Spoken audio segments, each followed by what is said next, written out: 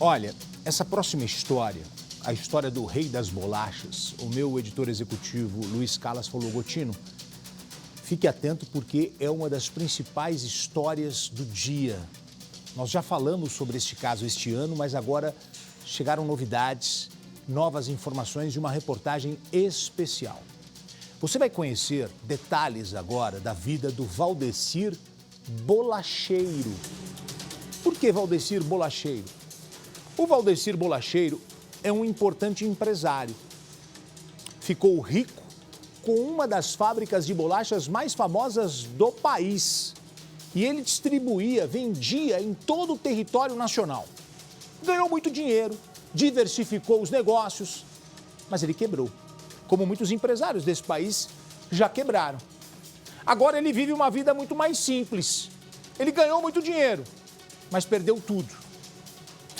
E agora que ele teve que enxugar, que ele teve que voltar para um tamanho que ele não gostaria, ele voltou para essa propriedade. Volta essa imagem para mim aqui, por favor. Olha o tamanho dessa propriedade. Aqui foi a primeira fábrica de bolacha desse homem. E ele falou: olha, caí, quebrei, mas vou levantar e vou retomar de onde eu comecei a minha primeira fábrica. Olha aí, olha o caminhão ali, a propriedade. Ele falou: eu vou retomar as instalações, eu vou refazer o império das bolachas, eu vou voltar a ser o rei das bolachas do Brasil. Foi lá na propriedade dele, arrumou tudo, falou: vou começar. O problema é que o vizinho não gostou. O vizinho falou: amigão, você colocou a cerca 3 metros para lá, porque 3 metros para cá é meu, você está me roubando. Ele começou a ter um problema com o empresário vizinho. Reclamações, brigas, disputas. Uma hora é o portão, uma hora é a cerca. O Valdecir e o vizinho começaram a discutir. Quem está invadindo a propriedade de quem? Ele falou: cara, eu só quero recomeçar minha vida, eu quero recomeçar aqui que eu vou ser o rei das bolachas. O cara falou: bolacha é o que você vai tomar. Eles brigaram. O vizinho, esquentadinho, chegou a pegar uma arma, deu tiro pro alto, deu tiro, tentou dar tiro nele, ele correu. Uma confusão com o vizinho. O tempo passou, as coisas acalmaram e o Valdecir continua trabalhando, quer retomar a fábrica de bolacha. Só que aparece oficial de justiça, o vizinho processando. Aí ele entra, processa o vizinho, o caso vai parar na justiça, audiência marcada. Você que, além de jornalista, é advogado, Guastelli, audiência marcada, tem que ir. Sim, tem que comparecer. Aí o juiz intima, né? Obrigação. Perfeito, tem que comparecer. O vizinho vai, o Valdecir não vai. O rei das bolachas não aparece. O que acontece? O vizinho comemora. Tem até foto do vizinho comemorando a vitória na audiência. Dizendo: tá vendo, doutor? Eu falei, excelência. Ele não vale nada, ele não respeitou o senhor. Mas por que o rei da bolacha... Olha ele na audiência. Por que o rei da bolacha não apareceu? Porque no meio do caminho, o carro dele foi interceptado e ele levou vários tiros. O vizinho comparece na audiência, ele não. E ele sai da audiência como vencedor, porque o rei das bolachas não apareceu. Agora, essa imagem apareceu. Tiros. A polícia começa a investigar e descobre que quem está por trás do crime, eu te dou uma bolacha se você adivinhar. O vizinho. O vizinho estaria por trás do crime, juntamente com mais 2 pessoas que agora foram presas. Essas são as novidades. O vizinho é o da esquerda. E essas outras 2 pessoas, quem são? O caso acaba de ser encerrado com uma descoberta que a reportagem conta pra gente. Reportagem especial, o Rei das Bolachas. Vamos ver. Exclusivo. Este é o desfecho do assassinato do empresário Valdecir da Bolacheira. Acompanhe o registro dos tiros. Na primeira sequência, 7 disparos. 18 segundos depois, o último tiro. 3 pessoas estão presas: Atito Fagundes dos Santos, Maria Angélica Leone e Aureliano da Silva Araújo. Vocês vão entender como cada um entrou na mira da polícia. A família da vítima ficou chocada diante de um assassinato por um motivo banal. A gente recebe tudo isso com uma forma assim, de indignação, sabe? O quão eu não consigo nem achar palavras. Pode ser um ser humano a ponto de premeditar, de armar a morte de um outro semelhante, né? De um outro ser humano.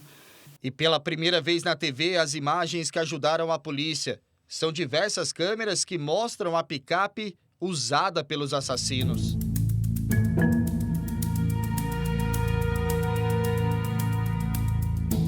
Estamos agora sobrevoando um local fundamental para entender essa história.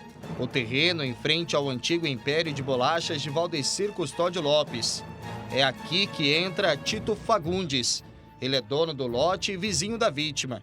A polícia aponta que brigas entre eles sobre o posicionamento de uma cerca que divide o espaço seria a motivação para o homicídio brutal.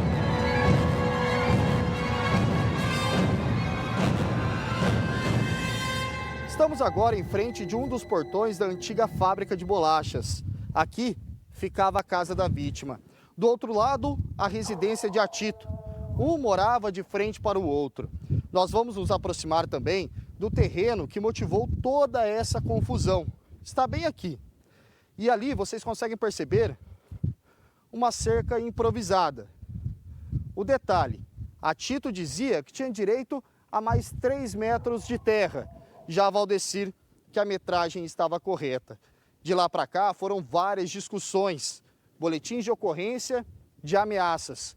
O caso mais grave até então tinha acontecido em maio do ano passado, quando Atito atirou contra Valdecir, mas na época o empresário não se feriu. Depois do assassinato, vizinhos familiares foram ouvidos pela polícia e todos falaram sobre as brigas. Depois que Atito teria ateado fogo em uma plantação de mandioca de Valdecir, o caso foi parar na justiça. E o assassinato aconteceu poucos minutos antes da primeira audiência. O empresário foi baleado no portão de casa, quando saía para ir ao fórum, às 2h da tarde. Esse registro, minutos depois, mostra que Atito participou por videoconferência com um juiz de um escritório de advocacia. Como se nada tivesse acontecido. Sem a presença de Valdecir, que já estava morto, a audiência foi cancelada. Como pode uma pessoa agir, fazer o que fez e simplesmente chegar lá, estou aqui na audiência. O Valdecir morreu, mataram o Valdecir enquanto eu estava em audiência. Mas como a polícia desconfiou de Atito? A primeira imagem é do local do assassinato. Quem cometeu o crime usou essa montana, mas tomou cuidado para não deixar pistas. Repare, a picape está sem placas. O flagrante que você assistiu foi gravado exatamente aqui. A polícia acredita que o assassino ficou aguardando nesta rua para o momento dos tiros. No entanto, a câmera de segurança que fica em uma fábrica vizinha não gravou o local exato dos tiros, aqui no portão do local onde Valdecir morava. Mas, no mesmo dia, policiais militares da Rotam foram atrás de outra imagem, essencial para a investigação. A imagem que você acabou de assistir foi gravada exatamente aqui, na entrada de Nova Fátima. A montana ainda com as placas. A característica é a mesma. Estava sem calota nas rodas e também sem a capota. A polícia apurou que o veículo pertence a Maria Angélica, que mora em Congoinhas, a 15 quilômetros de distância, cidade onde Atito trabalha. A mulher, que é a dona da montana, é a amiga de trabalho dele. Ou melhor, ela falou para a Polícia Civil que ambos mantinham um relacionamento amoroso, mesmo com Atito sendo casado com outra mulher. A gente é ficante, vamos dizer isso, mas é muito de vez em quando. Militei com o policial, falei, pode chamar o diamante, não tem problema, porque... Tá. Pela manhã do dia trágico, antes do crime, eles foram juntos em um posto de combustíveis e abasteceram a montana. Segundo a investigação, a mulher já sabia de tudo, mas ao tentar explicar como a caminhonete dela foi filmada na cena do crime, alegou que ele apenas disse que iria levar a uma oficina mecânica.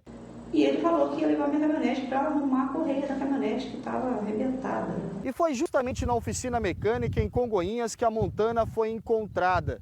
Policiais militares apreenderam 2 armas dentro do veículo, uma pistola e uma espingarda calibre 12, ambas municiadas. Mas o que mais chamou a atenção foram cápsulas deflagradas no chão e perto do freio de mão. Segundo a polícia, o arsenal pertence a Tito, que foi preso em flagrante. Mas no depoimento, ele ficou em silêncio. O senhor tem direito de permanecer em silêncio, tá? Mas é a oportunidade do senhor falar também, caso deseje, né? O senhor vai permanecer em silêncio? Perfeito. A polícia ainda apurou que depois da audiência cancelada, Tito foi embora com o irmão de Maria Angélica, que sem saber de nada ofereceu carona em outra caminhonete, idêntica à usada no crime. Eles teriam encontrado Maria em um posto entre as 2 cidades e ela levou a Tito para Congonhas, com um carro da autoescola. Daí ele falou para mim, não precisa levar lá não, que a Angélica vai passar aqui pegar eu.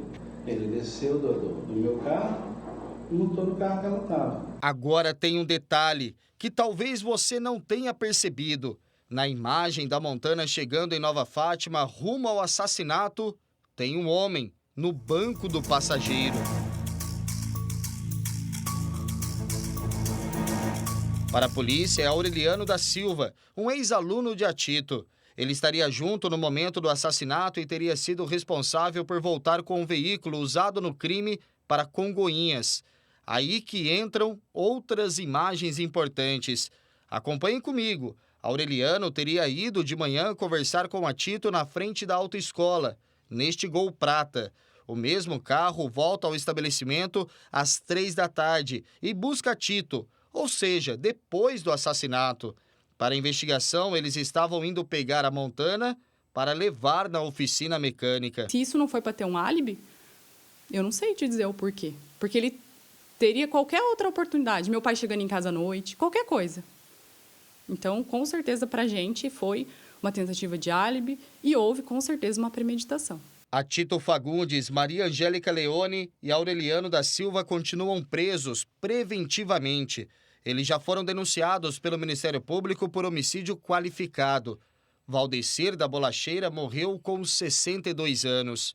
Foi considerado o rei da bolacha no início dos anos 2000, quando vendeu biscoito para todo o país.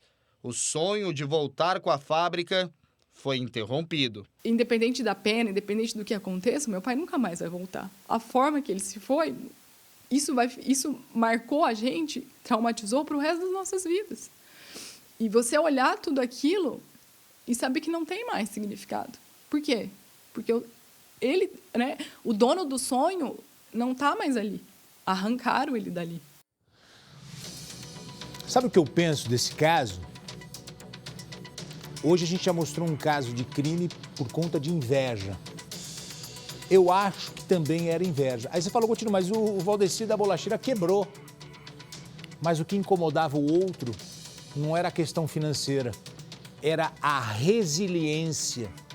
O que é a resiliência? A resiliência vem do metal. O poder de você voltar à sua forma original, mesmo depois de muitas pancadas. Um homem que tomou pancada da vida, o cara tomou pancada de banco, tomou pancada de agiota, o cara tomou pancada de tudo e o cara tava sempre, olá, bom dia, sorriso no rosto, vou trabalhar. Pessoal, eu vou voltar com a fábrica, viu? Pessoal, eu vou voltar a ser grande.